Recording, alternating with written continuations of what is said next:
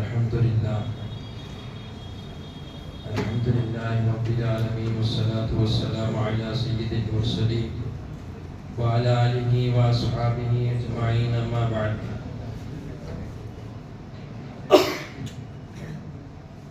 فقد قال الله تعالى في القرآن العظيم وفي الفرقان المجيد أعوذ بالله من الشيطان الرجيم بسم الله الرحمن الرحيم قال ما منعك ألا تسجد إذ أمرتك قال أنا خير منه خلقتني من نار وخلقته من طين صدق الله العلي العظيم.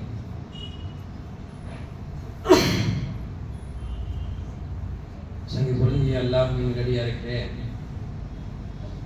இன்றைய நாள் ஓதிய தராஹினுடைய ரக்காயத்தில் ஷைத்தானுக்கும் அல்லாஹுக்கும் நடந்த ஒரு நீண்ட பக்க உரையாடலை பற்றி அல்லாஹ் பேசுகிறார். நமக்கெல்லாம் கேள்விப்பட்ட சம்பவமாக இருக்கலாம், பலர்களுக்கு தெரிந்ததாகவும் இருக்கலாம். ஆனால் இதில் கிடைக்கக்கூடிய படிப்பினை என்பது நம்முடைய வாழ்நாளை அல்லாஹ்வின் பக்கம் நெருங்குவதற்குண்டான ஏராளமான படிப்பினைகளை அல்லாஹ் இந்த நிகழ்வில் சொல்லித் தருகிறார். அல்லாஹ் ஷைத்தானை சஜ்தா செய்ய சொன்னான். அவன் சஜ்தா செய்ய மறுத்தான். மறுத்ததற்கு அல்லாஹ் இந்த ஆயத்தில் காரணம் கேட்கிறார். قال ما منعك الا تسجد اذ امرتك, உன்னை ஆதமுக்கு சஜ்தா செய்வதை விட தடுத்தது எது என்று அல்லாஹ் கேட்கிறார். அல்லாஹ் கேட்ட கேள்விக்கு கொஞ்சம் கூட அச்சம் இல்லாமல் ஷைத்தான் சொன்ன பதிலையும் அல்லாஹ் குர்ஆனில் பதிவு செய்கிறான். காலா அன கைரும் மின்ஹு خلقتني من نار وخلقته من طين. ரஹ்மானே, நீ என்னை எப்படி படைத்தாய்? நெருப்பால் படைத்தாய். ஆனால் ஷைத்தானையோ நீ களிமண்ணால் படைத்தாய். எனது படைப்பு என்பது உயர்ந்தது, ஆதமுடைய படைப்பு என்பது மிக தாழ்ந்தது என்று ஷைத்தான் சொன்னான். இந்த சொல்லை கேட்டு அல்லாஹ் மறுபடியும் பதில் சொன்னான். قال فاهبط منها فما يكون لك ان تكبر فيها. இவ்வளவு நீ பேசிவிட்டாயே, நீ வெளியேறு. உனது கிப்ரின் காரணமாக, உன்னுடைய தற்பெருமையின் காரணமாக இந்த சுவனத்தை விட்டு நீ வெளியே போ என்று ஷைத்தானுக்கு அல்லாஹ் கட்டளையிட்டு ஃபஹ்ருஜ் இன்னக மினஸ் ஸாகிரீன், நீ சிறுமைப்படுத்தப்படுவோரிலிருந்து ஆகிவிட்டாய், கேவலப்படுத்தப்படுவோரிலிருந்து ஆகிவிட்டாய் என்று சொன்னான். சுமார் 2 பக்கத்திற்கு அல்லாஹ் ஷைத்தானுடைய இந்த உரையாடலை பேசுகிறார். அடுத்து அல்லாஹ் சொன்னான். அல்லாஹ் சொன்ன வார்த்தை கால அன்துரி இலா யௌமி யுபஅஸூன். அப்ப ஷைத்தான் கேட்டான், வெளியே போ என்று சொல்லிவிட்டாய், அப்ப அந்த பூமிக்கு போக சொல்கிறாய், எனக்கு நீ அவகாசம் கொடு. இலா யௌமி யுபஅஸூன், எப்படிப்பட்ட அவகாசம் என்றால் என்னை நீ மௌத்தாக்க கூடாது, எனக்கு மரணமே வரக்கூடாது, என்னை மட்டும் கியாமத் வரையும் வாழ வைக்க வேண்டும் என்ற அவகாசத்தை ஷைத்தான் கேட்டான். அல்லாஹ் சொன்னான், கால இன்னக மினல் முன்திரீன், தொலைந்து போ, நீ கேட்டதை எல்லாம் கொடுக்கிறேன், உன்னால் என்ன செய்ய முடியுமோ செய்து கொள் என்று ஷைத்தானுக்கு அல்லாஹ் பதில் சொன்னார். அடுத்தும் அல்லாஹ் பேசக்கூடிய வார்த்தை, ஷைத்தான் பேசக்கூடிய வார்த்தை, நீ நினைத்து கொண்டிருக்கிறாய் என்னை போல் எல்லோரும் உனது சொல் கேட்பார்கள், நான் தான் சொல் கேட்கவில்லை என்று நினைத்திருக்கிறாய். அப்படி அல்ல, உன்னுடைய அடியார்களில் ஏராளமான பேர்களை நல்வழியை விட்டும் நான் வழிகெடுப்பேன். எப்பொழுதெல்லாம் அவர்கள் நலவு செய்ய வேண்டும் என்று நினைக்கிறார்களோ அப்போதெல்லாம் அவர்களுக்கு நான் தீங்கையை விளைவிப்பேன் என்று அல்லாஹ்விடம் சவால் வார்த்தைகளை சொன்னான். சொன்ன அவன் எந்த அளவுக்கு தெளிவாக பேசுகிறான் அதையும் அல்லாஹ் குர்ஆனில் பதிவு செய்கிறான். ثم لآتينهم من بين أيديهم, அவனுடைய முன்பக்கமும் நான் வருவேன், ومن خلفهم, அவன் பின்னாலும் நான் வருவேன், وعن ஐமானிஹிம், அவருடைய வலதுபுறமும் நான் வருவேன், وعن شمائلهم, அவருடைய இடதுபுறமும் நான் வருவேன், ولا تجد اكثرهم شاكرين, அவனை நன்றி செலுத்தவே விடாதவாறு நீ அவனை பெற்றுக்கொள்வாய், நான் அப்படி அவனை ஆக்கி விடுவேன் என்று ஷைத்தான் சவால் விடுகிறான்.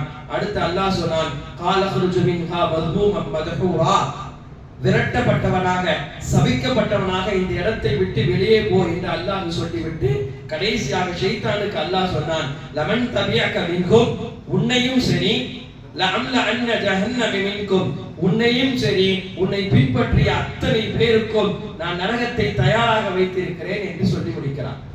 அடுத்து நீண்டு போய் கொண்டிருக்கிறதே, அதுதான் சஜ்தா செய்தது ஆதம் அலைஹிஸ்ஸலாமுக்கு. எல்லா மலக்குகளும் அதை பற்றி அல்லாஹ் விவரமாக பேசுகிறார். இப்ப இந்த அத்தியாயத்தில் சுமார் 2 பக்கம் அல்லாஹ் ஷைத்தானிடம் கூறிய இந்த உரையாடலை கூறுவதற்கு காரணம் என்னவென்றால், இப்படி ஊசலாட்டப்படக்கூடிய ஷைத்தான் எப்படியெல்லாம் நம்மிடத்தில் ஊடுருவான், அவனிடமிருந்து எப்படியெல்லாம் நாம் பாதுகாப்பு தேட வேண்டும் என்பதையும் முஃபஸ்ஸிரீன்கள் இந்த ஆயத்தின் மூலம் நமக்கு விளக்கி தருகிறார்கள். முதலில் உலகத்தில் அல்லாஹ் கொடுத்த பாக்கியத்திலே பெரிய பாக்கியம் என்பது அவன் கொடுக்கக்கூடிய இறை பொருத்தம். அந்த இறை பொருத்தத்திற்கு தடையாக யார் வந்தாலும் அவர்களை தூக்கி எறியப்பட வேண்டும், எப்படிப்பட்டவர்களாகவும் இருக்கலாம். அப்படி வந்தால் அவர்களை அல்லாஹ்வுக்கு முன்னால் வைத்து நாம் பார்க்க முடியாது. எனவேதான் தமிழிலும் ஒரு பழமொழி சொல்வார்கள், உலகத்தில் உனது எதிரியை உனது நண்பனை தெரிவதை விட உனது எதிரியை நீ அறிந்து கொள், வாழ்வில் வளம் பெறலாம் என்று சொல்வார்கள். இது உலகத்துக்கும் பொருந்தும், மறுமைக்கும் பொருந்தும். அல்லாஹ் மறுமையை கவனித்து ஆகப்பெரிய எதிரியாக ஷைத்தானை முன்வைத்து பேசுகிறார். இன்ன ஷைத்தான அது ஃபத்தஹிது அதுவா, ஷைத்தான் உங்களுடைய எதிரிகளிலே ஆகப்பெரிய எதிரி, நீ அவனை எதிரியாக எடுத்துக் கொள்ளுங்கள் என்றே அல்லாஹ் கட்டளை இடுகிறார். அப்ப அல்லாஹ் இவ்வளவு பேசுகிறான் என்றால் ஷைத்தான் எவ்வளவு பெரிய எதிரியாக இருந்தால் அல்லாஹ் இவ்வளவு பேசியிருப்பான். இவ்வளவு அல்லாஹ்விடத்திலே நீண்டமாக ஷைத்தான் தைரியமாக பேசியதற்கு என்ன காரணம் என்றால், சர்வசாதாரணமாக புதிதாக எல்லாம் அல்லாஹ்ட்ட இதை பேச முடியாது. அவன் எப்படி இருந்தவன், அவன் எப்படி ஆக்கப்பட்டான், அவனுடைய அந்தஸ்து உலகத்தில் எந்த மலக்களுக்கும் கொடுக்கப்படவில்லை. ஆரம்ப கட்டத்தில் அல்லாஹ் அப்படி அவனை உயரத்தில் வைத்து பார்த்தார். மிகப்பெரிய அளவிலே அவனுக்கு தரஜாக்கள் கொடுக்கப்பட்டது. அவனுடைய பெயரே அஸாஸில் என்று சொல்லப்பட்டது. இன்னும் எந்த அளவுக்கு ரிவாயத்தில் எழுதுகிறார்கள் என்றால், வானுலகத்தில் ஷைத்தான் சஜ்தா செய்யாத இடமே இல்லை, அவ்வளவு அல்லாஹ்வை வணங்கி இருக்கிறான். அப்படி செய்த வணக்கங்கள் ஒரே ஒரு சஜ்தாவினால் அல்லாஹ் அவனை தூக்கி எறிகிறான் என்றால் யோசிக்க வேண்டும். அல்லாஹ் சில நேரங்களில் சில விஷயங்களை செய்ய சொல்வான். அவன் செய்ய சொல்லக்கூடிய விஷயங்களில் ஏதேனும் மரமுரண்டு பிடித்தால் அவர்களை அல்லாஹ் நேசிக்க மாட்டான். ஷைத்தானை போல அல்லாஹ் தூக்கி எறிந்து விடுவான். பல இடங்களில் ஷைத்தான் ஷைத்தான் என்று சொல்வான். இன்னும் சில இடத்தில் அல்லாஹ் இப்லீஸ் என்று சொல்வான். பல பேர்களுக்கும் கூட இது என்ன ஷைத்தான், இது என்ன இப்லீஸ், மறுபடியும் வருகிறதே என நினைப்பார்கள். முஃபஸ்ஸிரீன்கள் இதற்கு இப்படியும் சொல்லித் தருகிறார்கள். ஷைத்தான் என்று எங்கெல்லாம் அல்லாஹ் பேசுகிறானோ அது சாதாரணமாக இருக்கக்கூடிய பலவிதமான ஷைத்தான்கள். ஆனால் இப்லீஸ் என்று எங்க அல்லாஹ் பேசுகிறானோ அவன் தான் அனைத்து ஷைத்தானுக்கும் தலைவன் என்று சொல்லித் தருகிறார்கள். எனவே இவன் உலகத்திற்கு அனுப்பப்பட்ட மிகப்பெரிய ஒரே ஒரு நோக்கம் மனிதர்களை வழியெடுப்பது. எப்படியெல்லாம் மனிதர்களை வழியெடுக்க வேண்டும் என்ற யோசனையிலே அவன் இருப்பான். எந்த அளவுக்கு அல்லாஹ் அவனுக்கு சக்தியை கொடுத்திருக்கிறான், தொழுகைக்குள்ளேயும் அவனால் வர முடியும். அதனாலதான் நம்ம தொழுது கொண்டே இருக்கும் பொழுது நமக்கே யோசனை வரும், ஃபர்துனா தொழுகிறோம், 4 ரக்காத் தான் தொழுகிறோம், சில நேரங்களில் 3வது ரக்காத்ல இருக்கிறோமா 4வது ரக்காத்ல இருக்கிறோமா என்பதில் உச்சகட்ட ஷைத்தானுடைய ஊசலாட்டம் என்பது அந்த நேரத்தில் நம்மை குழப்புவது. என்ன செய்யறதுன்னு தெரியாது, தடுமாறி போயிடுவார். இன்னும் பல பேர்களுக்கு சிறுநீர் கசிவு ஏற்படும். உண்மையிலே இருந்தால் அதுக்கு ட்ரீட்மெண்ட் எடுக்க வேண்டியதான். ஆனா சில பேருடைய நினைப்பு போட்டு போட்டு போட்டு நான் சஜ்தாக்கு போகும் பொழுது எங்கே ஏதாவது பட்டிருக்குமோ, வந்திருக்குமோ, தொழுகை கூடாம போயிருக்குமோ என்று பல தடவை பல முறைகளில் பல பேர் சொல்லுவார்கள். எல்லாம் எல்லாம் சொல்லப்படுகிற ஹதீஸ்களில் இப்படித்தான் ஷைத்தான் உங்களுக்கு ஊசலாட்டத்தை கொடுத்து கொண்டே இருப்பான். கடைசி எப்படியாவது உங்களுடைய அமல்களை அல்லாஹ்விடத்திலே ஒன்றுமே இல்லாமல் ஆக்குவதற்கு முயற்சிப்பான். அவனுடைய ஊசலாட்டங்களை பற்றி இது போல ஹதீஸ்கள் சொல்லப்படுது. அதே மாதிரி அல்லாஹ் ஷைத்தானுக்கு ஒரு தனி வேடத்தை கொடுக்கல. நம்ம நினைக்கிற மாதிரி கை இல்லாம கால் இல்லாம அப்படிலாம் வருவான், அப்படிலாம் கிடையாது. ஷைத்தானுக்கு தனி உருவம் அல்ல. ஷைத்தான் வரக்கூடியது யாரின் வேடத்தில் வேண்டுமானாலும் அவன் வருவான். அந்த சக்தி அல்லாஹ் ஷைத்தானுக்கு கொடுத்திருக்கிறார். தனி உருவம் எடுத்து அவன் வர முடியாது. அவன் எந்த நேரத்தில் யாரின் வேடத்திலும் வருவதற்குண்டான வாய்ப்புகளை அல்லாஹ் அவனுக்கு கொடுத்திருக்கிறான். வலிமாராக வருவான், பெரிய இறைநேசர்களாக வருவான், ஏன் நபிமார்களுடைய வேடத்திலும் கூட வருவான். குர்ஆனே சொல்கிறது, சுலைமான் அலைஹிஸ்ஸலாமுடைய வேதத்தில் அவன் வந்தான். நீ சம்பவமாக குர்ஆன் பேசுகிறது, சுருக்கமாக கேட்கலாம். சுலைமான் அலைஹிஸ்ஸலாமுக்கு அல்லாஹ் தஆலா எல்லா விதமான உலக ஆட்சி அதிகாரத்தையும் கொடுத்தார். எல்லா ஆட்சி அதிகாரமும் சுலைமான் அலைஹிஸ்ஸலாம். எல்லாம் அவர்களுக்கு கட்டுப்பட வேண்டும். அப்படி ஆட்சி அதிகாரத்தை கொடுத்த சுலைமான் அலைஹிஸ்ஸலாமுக்கு அல்லாஹ் ஒரு மிக அதிசயமாக ஒரு மோதிரத்தை கொடுத்திருந்தார். அந்த மோதிரத்தில் அல்லாஹ்வுடைய பெயர் இருக்கும்.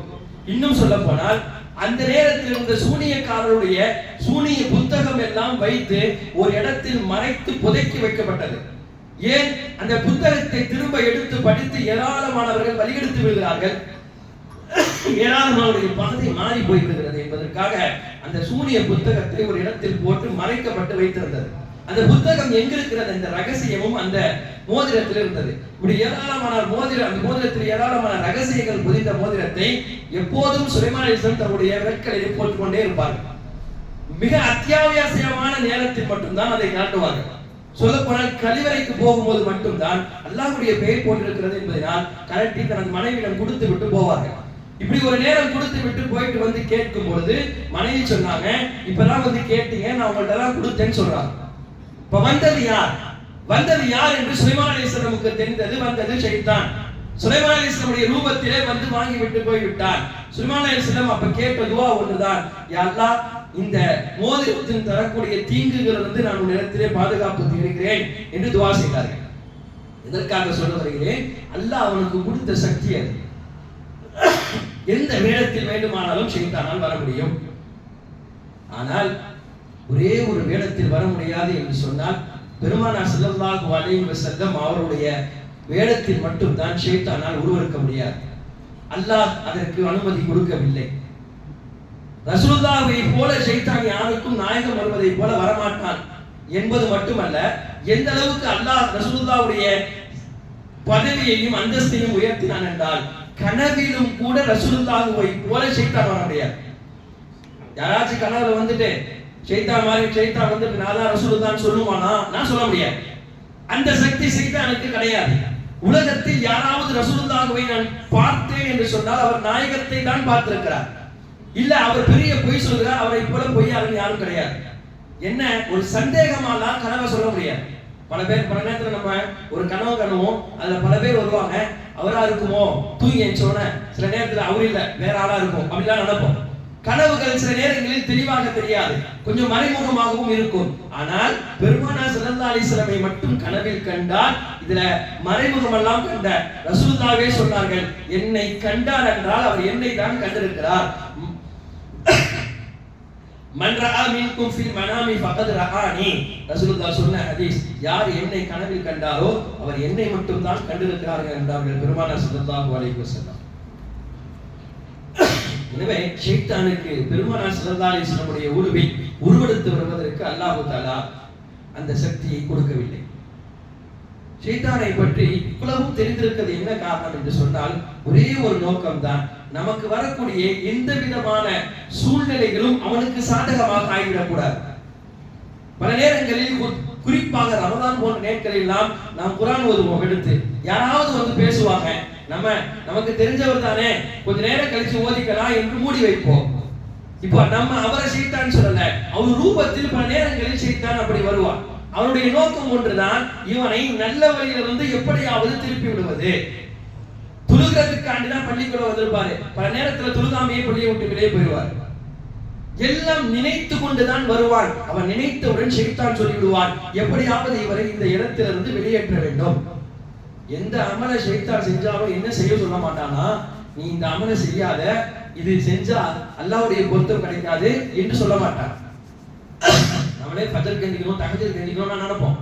அப்ப நினைக்கிறதுக்கும் அவன் உள்ள வர மாட்டான், நினைச்சு அலாரம் வைப்போம், அப்பயும் வர மாட்டான். ஆனால் அதை எடுத்து நாம் பார்த்து விட்டு ஆஃப் பண்ணிட்டு என்ன சொல்லுவோம்னா, இப்பதான் நேரமாவது, இன்னும் கொஞ்ச நேரம் இருக்குதே என்று சொல்லுவோம். இப்படி சொல்ல வைக்கிறது தான் ஷைத்தான். எந்த அமல்களையும் செய்யக்கூடாது என்று சொல்ல மாட்டான். ஆனால் காலம் இருக்கிறது, நேரம் இருக்கிறது. ஹஜ்ஜை வயதானவர்கள் செய்யலாம், உங்களுடைய பிள்ளைகள் உங்களை அனுப்பி வைப்பார்கள். இந்த மாதிரி காலத்துல நீங்க ஹஜ் செஞ்சிட்டீங்கன்னா அப்புறம் பிள்ளைகளுடைய கல்யாணத்தையும் பிள்ளைகளுடைய வசதி வாய்ப்புக்கும் யார் பாப்பா? இப்போ உங்க பொறுப்புல இருக்கக்கூடிய ஹஜ்ஜை நான் காலம் கடந்த பிறகு உங்களுடைய பிள்ளைகள் பொறுப்பெடுத்து அனுப்பி வைப்பாங்க. கடமை அவ்வளவுதான். நீங்களே உங்க பணத்துல செஞ்சாலும் கடமை நிறைவேறும், உங்க பிள்ளைகளுடைய பணத்துல செஞ்சாலும் கடமை நிறைவேறும். பலவிதமான சூழ்ச்சிலாட்டங்கள், பலவிதமான குழப்பங்கள், அத்தனைக்கும் பின்னால் ஒருவன் ஷைத்தான் மட்டும்தான். இதையெல்லாம் யார் சரியாக அறிந்து வைத்திருந்தால் என்றால் உலகத்தில் அல்லாஹ் மட்டும்தான் அவனை பற்றி புரிந்து வைத்திருந்தான். வேற யாருக்கும் ஷைத்தானை அறியக்கூடிய அளவுக்கு திறமை கிடையாது. ஷைத்தானுடைய நுணுக்கங்களும் அவனுடைய பேச்சுவார்த்தைகளும் யாருக்கும் புரியாது. நபிமார்களுக்கே புரியவில்லை ஷைத்தான் பேசக்கூடியது. நபிமார்களே ஏமாந்து போனார்கள், அவனுடைய வலையிலே சிக்குண்டார்கள். அவன் நல்லதுதான் செய்வான் என்று பல நபிமார்கள் நினைத்தும் கொண்டார்கள். கஸஸுல் அன்பியா என்ற நபிமாருடைய வரலாற்றில் ஒரு நிகழ்வு பதிவு செய்யப்பட்டிருக்கிறது. சில பேர் தஃசீரிலும் பதிவு செய்கிறார்கள். ஷைத்தான் ஒரு தடவை மூசா அலைஹிஸ்ஸலாம் அல்லாஹ்விடத்திலே இந்த தௌராத்துடைய வேதத்தை வாங்குவதற்காக துர்சினா மலைக்கு சென்றார்கள். செல்லக்கூடிய அந்த நேரத்தில் இடையிலே ஷைத்தான் வந்தார். ஷைத்தான் வந்து அவசரமாக பிடித்தான். கேட்டான், எங்க போறீங்க மூசான்னு கேட்டான். வந்தது ஷைத்தான் தான். மூசா அலைஹிஸ்ஸலாமுக்கு தெரிஞ்சிருச்சு, இப்ப பேசக்கூடிய நேரம் இல்லை. அவனை தட்டி விட்டு போனார்கள். மூசா, நாங்கள் சொல்வதை ஒரே ஒரு நிமிடம் கேளுங்கள், கேட்டீங்கன்னா என் வார்த்தையை நீங்களே ஆச்சரியப்படுவீர்கள். அந்த மாதிரி நான் உங்கள்கிட்ட பேசலான்னு இருக்கிறேன், என்னன்னாலும் சீக்கிரமா சொல்லுப்பா. மூசா அலைஹிஸ்ஸலாம் கேட்ட கேள்விக்கு ஷைத்தான் சொன்னான், இல்லை, இத்தனை காலமாக நான் எவ்வளவோ பாவம் செஞ்சுட்டேன் நினைக்கிறேன், ஒரே ஒரு பாவம் தான். ஆனா அந்த பெரும் பாவத்திற்கு அல்லாஹ் இதுவரையும் என்னை சபித்து விட்டான். நான் அந்த பெரும் பாவத்தை விட்டும் தௌபா செய்யலான்னு இருக்கிறேன். என்னுடைய தௌபாக்காக வேண்டி அல்லாஹ்விடத்திலே இப்ப நீங்க போறீங்களே, உங்களால பேச முடியுமா? கொஞ்சம் நீங்களே யோசிச்சு பாருங்க. நீங்க அல்லாஹ்வுடைய நபி, நீங்க எனக்காக அல்லாஹ்ட்ட சிபாரிசு செஞ்சு பேசினா எனக்காக அல்லாஹ்ட்ட பேசுறதுக்கு யார் வருவா? எத்தனையோ பேர் பெரும் பெரும் பாவங்கள் எல்லாம் செய்தார்கள். அவர்களுக்கெல்லாம் நீங்க போய் வாதாடிக்கிறீங்க, மன்னிப்பு வாங்கி கொடுத்திருக்கிறீங்க. ஆனா அந்த பெரும் பெரும் பாவம்லாம் என்கிட்ட இல்ல. நான் ஒரு சின்ன பாவம் கூட செஞ்சது கிடையாது. என்னுடைய அந்தஸ்தும் என்னுடைய உயர்வும் என்னவென்று உங்களுக்கு தெரியும். நான் செய்த ஒரே ஒரு பாவம், அந்த ஆதமுக்கு சஜ்தா செய்யவில்லை, அவ்வளவுதான். அதை தவிர நான் பெரிய பாவம் என்ன செஞ்சிட்டேன்? அதை பிறகு நான் என்ன தீமை செஞ்சிருக்கேன்? இதெல்லாம் கேட்கும் பொழுது மூசா அலைஹிஸ்ஸலாம் கூட அவன் பேசக்கூடிய பேச்சு மயங்கி விட்டார்கள். சரியா தானே சொல்றாரு? அப்ப அல்லாஹ்ட்ட இவனை பத்தி பேசலாம், எல்லாருக்கும் மன்னிப்பை வாங்கி கொடுக்கக்கூடிய பண்பு தானே நபிமாவுடைய பண்பு. அப்ப அதற்குள் மூசா அலைஹிஸ்ஸலாம் வந்து விடுகிறார்கள். சரி, இந்த விஷயமா நான் அல்லாஹ்ட்ட சொல்றேன்னு சொல்லி போயிட்டாங்க. அல்லாஹ்வுக்கு மத்தியிலும் மூசா அலைஹிஸ்ஸலாமுக்கு மத்தியில் அந்த உரையாடல் எல்லாம் முடிந்து விடுகிறது. மூசா அலைஹிஸ்ஸலாம் திரும்பும் பொழுது அல்லாஹ்வே கேட்டானாம், மூசா, நீங்க வரக்கூடிய நேரத்திலே இடையில யாராவது வந்தார்களா? ஆமே, அல்லாஹ் சொல்ல மறந்து விட்டேன். வந்தான் ஷைத்தான். அவன் ஒரே ஒரு விஷயத்தை உங்களிடம் சொல்ல சொன்னான். என்னவென்றால், எனக்கு மன்னிப்பு வாங்கி தர வேண்டும் என்று கேட்டான். இதற்கு மேல் எந்த பாவமும் செய்ய போறது கிடையாது. இதே ஒரு விஷயம், அந்த ஆதமுக்கு சஜ்தா செய்யவில்லை, ஆதமுக்கு சஜ்தா செய்யவில்லை என்பதற்காக அவன் தௌபாவை கேட்டு இருக்கிறான். அவனுக்கு தௌபா கொடுத்து விடலாமே. மூசா அலைஹிஸ்ஸலாம் சிபாரிசு செய்யும் அளவுக்கு ஆக்கி விட்டான் ஷைத்தான். கொடுத்துலாம்ல, அவன் என்ன தௌபா கேட்டா மன்னிச்சிடலாம்ல என்று அல்லாஹ்விடத்திலே மூசா அலைஹிஸ்ஸலாம் பேசக்கூடிய நிலை. அப்ப அல்லாஹ்வுக்கு மட்டும்தான் தெரியும் அவன் எப்படிப்பட்டவன். அப்ப மூசா அலைஹிஸ்ஸலாமுக்கு அல்லாஹ் சொன்னான், ஆமா செஞ்சிடலாம், கொடுத்துடலாம், தௌபா கொடுத்துடலாம், ஒண்ணு சதவனா. அன்னைக்கு நான் சொன்ன அந்த வாக்கு இன்றும் இருக்கிறது. நான் ஒரு வாக்கு கொடுக்கிறேன், அந்த வாக்கு இன்றும் இருக்கிறது. என்னன்னா, ஆதம் அலைஹிஸ்ஸலாமுடைய கபர் இருக்கிறது. ஆதம் அலைஹிஸ்ஸலாமுடைய கபருக்கு ஒரே முறை சஜ்தா செய்யட்டும், ஒரே ஒரு முறை. அங்க ஒரு முறை செய்யவில்லை, அந்த ஒரு முறை இங்கு செய்யட்டும். இப்ப அந்த சஜ்தா செய்தாலும் கூட போதும், அவனுக்கு அதுதான் தௌபா. நான் பெருசா எதுவும் சொல்லல. மூசா அலைஹிஸ்ஸலாம் சந்தோஷப்பட்டாங்க. அல்லாஹ் தௌபான்னும் போது வேற மாதிரினா தௌபா கொடுத்துட்டா என்ன செய்ய அப்படின்னு நினைச்சிட்டு இருந்தாங்க. ஆனா அல்லாஹ் தௌபாவை ஈஸியா ஆக்கிட்டான். ஏன்னா பல பேர்களுக்கு குர்ஆனிலே சொல்கிறான், அவங்களுக்கு தௌபாலாம் எப்படி இருந்துச்சுன்னு சொன்னா, உங்களை நீங்களே கொன்று கொள்ளுங்கள், அதுதான் தௌபான்னு சொன்னான். செஞ்ச பாவத்திற்கு பழிகாரமாக அல்லாஹ் அப்படி சொன்னான். ஆனா இந்த உம்மத்திற்கும் சரி, மூசா அலைஹிஸ்ஸலாமுக்கும் சரி, நான் எதுவும் சொல்லவில்லை, இதை மட்டும் அவன் செய்யட்டும் போதும்னு சொல்லி அனுப்பிட்டான். மூசா அலைஹிஸ்ஸலாம் எப்படியும் ஷைத்தான் இதை ஏற்றுக்கொள்வான், முடிந்து விட்டது, உலகத்துல இதுக்கு மேல ஷைத்தான் கிடையாது, ஷைத்தான் இல்லைன்னா யாருக்குமே பிரச்சனை கிடையாது, அவன் ஒருத்தனால தான் எல்லாத்துக்கும் பிரச்சனை. சந்தோஷத்துடன் வந்து சொன்னார்கள். சொன்னவுடன் கேட்டு, உங்களுக்கு தௌபாவை அல்லாஹ் உறுதிப்படுத்தி விட்டான் என்றார்கள். இப்ப இது ஷைத்தானுக்கு புரியும், அல்லாஹ் எப்படிப்பட்டவன், அல்லாஹ் எதை முன்வைத்து சொல்வான் என்று தெரியும். கேட்டான் ஷைத்தான், அல்லாஹ் எதுவும் நிபந்தனையாக சொன்னானா, எதுவும் ஷரத்து போட்டானா என்று சொல்லும் பொழுது, ஆமா ஒரே ஒரு கண்டிஷன், ஒண்ணும் கிடையாது, நீங்க அப்போதான் சஜ்தா செய்யல, அதை அல்லாஹ் மன்னிச்சுட்டான். ஆனா இப்போ ஒரே ஒரு மாதிரி, ஒரே ஒரு தடவை அந்த கபருக்கு முன்னால, ஆதம் அலைஹிஸ்ஸலாம் முன்னால நீங்க சஜ்தா செய்துதான் போதும் அப்படின்னு சொல்றான். ஷைத்தான் அப்போது சொன்ன வார்த்தை தான் மூசா அலைஹிஸ்ஸலாமுக்கு ஷைத்தானுடைய தந்திரம் எல்லாம் புரிந்தது. யார் இந்த ஷைத்தான், எதற்காக அல்லாஹ் இவனை ஒதுக்கினான், இதுவரையும் இவன் சபிக்கப்பட்டதற்கு காரணம் என்ன, கியாமத்துக்கு வரையும் அல்லாஹ் இவனுக்கு மன்னிக்க கூடாத காரணம் என்ன என்பதை ஒரே ஒரு வார்த்தையிலே மூசா அலைஹிஸ்ஸலாம் புரிந்து கொண்டார்கள். ஷைத்தான் சொன்னான், மூசாவே, உயிருடன் இருக்கும் காலத்திலேயே நான் அந்த ஆதமுக்கு சஜ்தா செய்யவில்லை, இப்பொழுது அவன் மரணித்து மண்ணோடு மண்ணாக ஆக்கி போய்விட்டான், இப்பவா நான் அந்த மனிதனுக்கு சஜ்தா செய்வேன், என்ன அல்லாஹ் சொன்னால் என்னிடம் சொல்கிறீர்கள், அது நடக்குமா என்று கேட்ட பொழுதுதான் மூசா அலைஹிஸ்ஸலாம் ஸ்தம்பித்து நின்று விட்டார்கள்.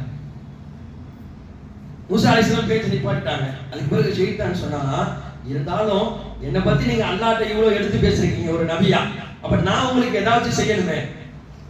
ஷைத்தான் நினைச்சான், எதுவுமே செய்யாம இருக்கிறது ரொம்ப நல்லது, ஏதாச்சும் செய்ய போறதுனால தான் பிரச்சனை வருது, செய்யாம இருக்கிறதே நல்லது நினைக்கும் பொழுது ஷைத்தான் சொன்னான், இல்லை, உங்களுடைய உம்மத்தை என்னிடமிருந்து பாதுகாப்பு தேட வேண்டும் என்று சொன்னால் 4 விஷயத்தை உங்களுக்கு சொல்லி தருகிறேன்.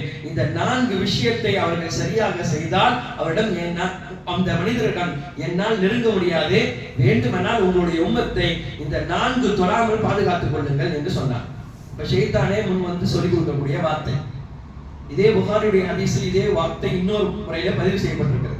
இன்னொரு ஹதீஸ் நம்ம கேள்விப்பட்டிருக்கோம். நபி ஸல்லல்லாஹு அலைஹி வஸல்லம் ஜகாத்துடைய பொருளை எல்லாம் வச்சு அபூ ஹுரைரா ரலியல்லாஹு காவலாக வச்சு போயிருப்பாங்க. அப்போ ஒரு மனிதர் வருவார், அந்த கோதுமை எடுப்பதற்காக வருவார், கேள்விப்பட்டிருக்கலாம். அப்ப வரக்கூடிய நேரத்திலே அபூ ஹுரைரா ரலியல்லாஹு பிடிச்சிருவாங்க. யார் நீ கேட்பாங்க, இல்ல எனக்கு ரொம்ப பசினுவாங்க, விட்டுருவாங்க. அப்ப ரசூலுல்லாஹ்வுக்கு அடுத்த நாளும் வருவார், நைட் சொல்லுவாங்க, இல்ல இல்ல அவர் திருடர், அவர் வந்து பசியினால கேட்கல, அடுத்த நாளும் அவன் வருவான், எதிர்பாருங்கள் என்று சொல்லுவாங்க. அடுத்த நாளும் அவர் வருவார். வந்தவுடன் சரியா கோதுமை எடுத்துட்டு போகும் பொழுது 2வது முறையும் அவருடைய பிடிச்சிருவாங்க. பிடிச்சிட்டு கேட்பாங்க, இல்ல எங்க வீட்டுல எல்லாரும் பசியா இருக்காங்க, உண்மையிலே எனக்கு பசிதான் என்று சொன்னவுடன் 2வது முறையும் விட்டுருவாங்க. 3வது முறையும் வருவார், அவரை நீ வந்தால் பிடித்து வைத்துக் கொள்ளுங்கள் என்று ரசூலுல்லாஹ்வே சொல்லியிருப்பாங்க. அப்பையும் கேட்காம விட்டுருவாரு. ரசூலுல்லாஹ் 4வது முறை சொல்லும் பொழுது இந்த தடவை என்ன சொன்னாலும் விடக்கூடாதுன்னு பிடித்து ரசூலுல்லாஹ்விடம் போய் நிப்பாட்டும் பொழுது கொண்டு போய் விடலாம் என்று நினைக்கும் பொழுதுதான் அந்த இடத்திலே அவன் சொன்னான், என்னன்னா, உனக்கு ஒரு வார்த்தை சொல்லித்தார், நீ அந்த வார்த்தையை சொல்லி அந்த கலிமாக்களை சொல்லி இரவு தூங்கினால் உன்னிடத்திலே எந்த ஷைத்தானுடைய ஊசலாட்டங்களோ ஷைத்தானுடைய சேஷ்டைகளோ வராது, அதுக்கு பகரமாக அல்லாஹ் உனக்கு ஒரு மலக்க காவலாளியாக ஆக்குவான். அப்படிப்பட்ட வார்த்தை குர்ஆனில் இருக்கிறது, அதுதான் ஆயத்துல் குர்சி என்று சொல்வார். இதை கேட்டு விட்டு சரி இது உண்மையா இல்லையா ரசூலுல்லாஹ்ட்ட கேட்டுக்கலாம், இப்ப நீ போ சொல்லி விட்டுட்டு ரசூலுல்லாஹ்விடம் வந்து சொன்னார். ஹஜ்ரத் அபூ ஹுரைரா ரலியல்லாஹு அன்ஹு அவர்கள் சொன்னார்கள், யா ரசூலுல்லாஹ், இந்த முறையும் வந்தான் சொன்னான், ஆனால் எனக்கு ஒரு அழகிய கலிமாக்களை சொல்லுகிறேன் என்று சொல்லியதனால் நான் அவனை விட்டு விட்டேன், என்ன சொன்னான் என்று கேட்கும் பொழுதுதான் அபூ ஹுரைரா ரலியல்லாஹு அன்ஹு சொன்னார்கள், ஆயத்துல் குர்சி இருக்கிறது, அந்த ஆயத்துல் குர்சியை இரவு தூங்கும் போது யார் ஓதுகிறார்களோ அவர்களுக்கு ஷைத்தானுடைய ஊசலாட்டமும் சேஷ்டைகளும் நடக்காது, அதற்கு பகரமாக அல்லாஹ் ஒரு மலக்கையும் நியமிக்கிறான் என்று சொன்னான். என்று சொன்னவுடன் தான் பெருமானார் ஸல்லல்லாஹு அலைஹி வஸல்லம் சொன்னார்கள், உலகத்தில் ஷைத்தான் எப்போதுமே உண்மை சொன்னது கிடையாது, ஒரே ஒரு உண்மை சொல்லியிருக்கிறார் என்றால் அபூ ஹுரைரா உன்னிடத்தில் தான் உண்மை சொல்லியிருக்கிறார். வந்தது யாருன்னு தெரியுமா? அதுக்கு பிறகு தான் ரசூலுல்லாஹ் சொன்னாங்க. அதுவரையும் அபூ ஹுரைரா வந்தது ஒரு மனிதன் நினைச்சாங்க. அப்புறம் தான் ரசூலுல்லாஹ் சொன்னாங்க, வந்ததே ஷைத்தான் தான், ஷைத்தான் தான் தன்னை பற்றி சொன்னான் என்று சொன்னாங்க. இது மாதிரி சில நேரங்களில் ஷைத்தான் தன்னை அடைவதற்காக வேண்டி ஏதாவது சொல்லுவான். அதே மாதிரி தான் இங்கேயும் மூசா அலைஹிஸ்ஸலாம் சொன்னான், ஷைத்தான் 4 விஷயத்தை உங்களுடைய உம்மத்திற்கு நான் சொல்லி தருகிறேன், இந்த விஷயத்துல அவங்க பேணுதலா இருக்கட்டும். முதல்ல எந்த இடத்திலே கோபம் இருக்கிறதோ அந்த இடத்தில் நான் இருப்பேன். கோபம் வருவதெல்லாம் ஹதீஸ்களில் வருகிறது, அவன் மூக்கு மீது நான் ஊதுவேன். தமிழ்ல கூட சொல்லுவாங்க, மூக்கு மேல கோபம் வருது, மூக்குக்கு மேலே நான் ஊதுவேன், இதனால் அவனுடைய கோபம் மிக வேகமாக பிரதிபலிக்கும். நாயகம் ஸல்லல்லாஹு அலைஹி வஸல்லம் சொன்னார்கள், இது போல கோபம் வரும் நேரத்தில் எல்லாம் ஷைத்தான் அதிகம் உங்களை வழிகெடுப்பான். எனவே கோபத்தை ஷைத்தானை நெருப்பால் படைக்கப்பட்டார், அவனை அணைப்பது தண்ணீர் தான். நீங்கள் கோபம் வந்தால் உரு செய்து கொள்ளுங்கள், இல்ல கோபம் வந்தால் நீங்கள் நிலையை மாற்றிக் கொள்ளுங்கள். வீட்டுல பேசிக்கொண்டே இருக்கும் பொழுது தகராறு அதிகமா வருது, பேச்சு வேற மாதிரியான போகக்கூடிய சூழ்நிலை வருது. ரசூலுல்லாஹ் சொன்னாங்க, முதல் நபராக நீங்க வீட்டை விட்டு வெளியே போயிருங்க, கொஞ்ச நேரம் கழிச்சு வீட்டுக்குள்ள வாங்க. அந்த நேரம் கழிச்சு வரும் பொழுது ஒரு விதமான நிம்மதி ஏற்படும், வேறு பேச்சுக்களை பேசக்கூடிய வாய்ப்புகள் ஏற்படும். ரசூலுல்லாஹி ஸல்லல்லாஹு அலைஹி வஸல்லம் அழகான கோபத்தை அடக்கக்கூடிய வார்த்தைகளை எல்லாம் சொல்லி தந்திருக்கார்கள். 2வது ஷைத்தான் சொன்ன வார்த்தை, பேராசையை விட்டு உங்களுடைய உம்மத்தை நீங்கள் தவிர்த்துக் கொள்ளுங்கள். பேராசையினால் மனிதனுடைய அழிவையை நான் தீர்மானிப்பேன். பேராசை இந்த காலத்திலும் மனிதனை மனிதனாக வாழச் செய்யாது. பெருமானார் ஸல்லல்லாஹு அலைஹி வஸல்லம் இதுக்கு அழகாக ஒரு பாடமே நடத்தினாங்க. சஹாபாக்கள்ட்ட இருந்தது ஒரு இடத்துல திடீர்னு கையில பக்கத்துல இருந்த ஒரு குச்சி எடுத்து ரசூலுல்லாஹி ஸல்லல்லாஹு அலைஹி வஸல்லம் பூமியில ஒரு கோடு போட்டாங்க. ஒரு பாக்ஸ் மாதிரி போட்டு சரியாக அதனுடைய மையப்பகுதியில இருந்து ஒரு கோட்டை நீளமா எடுத்தாங்க. சென்டர்ல இருந்து நீளமா ஒரு கோடு போட்டாங்க. கோடு போட்டு வலதுபுறம் ஒரு கோடு, இடதுபுறம் ஒரு, அடுத்து வலதுபுறம் ஒரு சின்ன கோடு, இடதுபுறம் ஒரு சின்ன கோடு, இப்படியே போட்டுக்கிட்டே போனாங்க. போட்டு ரசூலுல்லாஹ் சொன்னாங்க, இந்த சென்டரான கோடுக்கு இருக்கக்கூடிய வலதுபுறம் இடதுபுறம்லாம் இருக்கக்கூடிய இந்த சின்ன சின்ன கோடுகள் இது மனிதனுடைய பிரச்சனை, அவனுக்கு வரக்கூடிய நலவுகள், இப்படி அவனை தொடர்ந்து வந்து கொண்டே இருக்கிறது. ஆனால் இந்த நடுவாக ஒரு கோடு போய்கிட்டே கொண்டிருக்கிறதுல நான் ஸ்டாப்பா அது போய்கிட்டே இருக்கும். ஆனா இந்த வலதுபுறம் இடதுபுறம் கோடுகளும் வந்து கொண்டே இருக்கும். ஒரு கட்டத்தில் வலதுபுறமோ இடதுபுறமோ கோடு வந்து அந்த இடத்துல சின்னதா நின்றோம். ஆனா நின்றாலும் கூட இந்த சென்டரா இருக்கக்கூடிய இந்த கோடு மட்டும் நீட்டமாக போய்கொண்டே இருக்கிறது நான் ஸ்டாப்பா, அதற்கு முடிவில்லை. ரசூலுல்லாஹ் அந்த கோடை அப்படியே இழுத்து விட்டு விட்டார்கள்.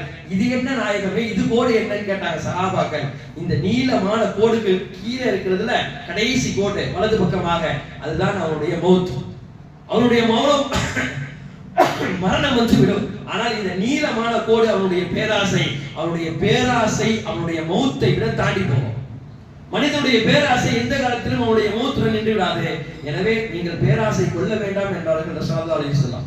அடுத்து மூன்றாவதாக ஷைத்தான் சொன்னான், பொறாமை. எந்த இடத்திலே பொறாமை இருக்குமோ அந்த இடத்தில் நான் இருப்பேன். யாரெல்லாம் பொறாமை கொண்டார்களோ அவர்களால் என்னை ஆட்கொண்டு விட்டார்கள் என்று பொருள். நான்காவது கடைசியாக சொன்ன இந்த வார்த்தை தான் தனிமை என்று சொன்னான். தனிமையுடன் யாரெல்லாம் இருப்பார்களோ அவருடன் நான் இருந்து கொண்டே இருப்பேன். தனிமையிலே ஒருவன் இருக்கிறான்னா அவனுடன் ஷைத்தான் அவனுடன் இருக்கிறான். அவன் நல்லவனாக ஆக வேண்டும் என்று சொன்னால் அவன் ஒன்று இறைநேசனாக இருந்தால் ஷைத்தான் அவனை ஒன்றும் செய்ய முடியாது. ஆனால் அவன் இறைநேசனாக இல்லை, சாதாரண மனிதனாக இருந்தான் என்றால் எந்த கட்டத்திலாவது ஷைத்தானுடன் விளையாடுவான். அதிலும் கூடுதலாக இருக்கக்கூடிய மொபைல் போனுடன் இருக்கக்கூடிய தனிமை அது மிக ஆபத்தானது. நம்முடைய பிள்ளைகளுக்கு அதிகமாக சொல்ல வேண்டியது இருக்கிறது. பிள்ளைகள் எத்தனையோ பாடங்கள் படிக்கிறோம், அது படிக்கிறோம், இது படிக்கிறோம், டச் போனை வாங்கி கொஞ்ச நேரம் ரூமுக்கு போறேன், 1 மணி நேரம் போயிடுறான். ஆனா உண்மையில அவன் எதை பார்க்கிறான், என்ன செய்கிறான், எதுவுமே நமக்கு தெரியல. உள்ள பாடம் படிக்கிறான்னு நம்ம நினைச்சிட்டு இருக்கோம். ஆனா மிகப்பெரிய ஆபத்து அந்த போன்ல இருக்குது. ஷைத்தான் சும்மாவே தனியா இருக்கிறான். போனோட சேர்ந்து இருந்தால் அவனுடைய நிலை எப்படி? பார்க்க கூடாத விஷயத்தை ஒரு முறை பார்த்து விட்டான் என்றால் வாழ்க்கை முழுக்க அதை விடாமல் பார்க்கும் அளவுக்கு ஷைத்தான் அவனை தூண்டி விடுவான். கையில் எடுக்கும் பொழுது ஷைத்தான் வந்து விடுவான். எப்படியான யாருக்கும் தெரியாமல் இதை எடுத்து தனிமைக்கு போக வேண்டும் என்று அந்த பிள்ளை நினைப்பான். பிள்ளைகள் மீது தவறல்ல, பெற்றோராக என்ன அந்த பிள்ளைகளுக்கு சரியான பாதையை காட்ட வேண்டும். குறிப்பாக இந்த செல்போன் விஷயத்திலே ஷைத்தானுடைய ஊடுருவு என்பது மிக உச்சகட்டத்தில் இருக்கிறது. எப்பொழுதெல்லாம் கையில் எடுக்கிறார்களோ அவர்களை நாம் கவனமாக பார்த்துக் கொள்ள வேண்டும். என்ன செய்கிறார்கள், ஏது செய்கிறார்கள் என்பதில் கவனம் செலுத்த வேண்டும். தற்காலத்திலே இப்ப ரமதானுடைய இந்த நாட்களிலேயே எல்லாருக்கும், பிள்ளைகளுக்கு மட்டும் சொல்லல, எல்லாருக்கும் சொல்லக்கூடியது ஒன்றுதான், எந்த அளவுக்கு நம்ம போனை பார்க்கிறோமோ அந்த அளவுக்கு குர்ஆனை பார்த்து விட்டாலே போதும், அந்த ரஹ்மத்தும் அந்த மக்ஃபிரத்தும் அந்த நரகத்தினுடைய விடுதலை அத்தனையும் கிடைத்து விடும் என்று சொல்லலாம். ஏன்னா அதுக்குள்ள ஒரு நாளுக்கு நேரத்திற்கு அதிகமாக நம் போனை பார்க்கக்கூடிய நிலை நமக்கு வருகிறது. எனவே இந்த விஷயத்தெல்லாம் நாம் கேட்டுவிட்டு அமல் செய்யக்கூடிய பாக்கியத்தை தந்தருள் புரிவானாக. அல்லாஹ் எல்லா விதமான ஷைத்தானுடைய சூசலாட்டங்களிலிருந்தும் சேஷ்டைகளிலிருந்தும் நம்மையும் நம் குடும்பத்தையும் காப்பாற்றி அருள் புரிவானாக. வாஹிர் தவானா அல்ஹம்துலில்லாஹி ரப்பில் ஆலமீன்.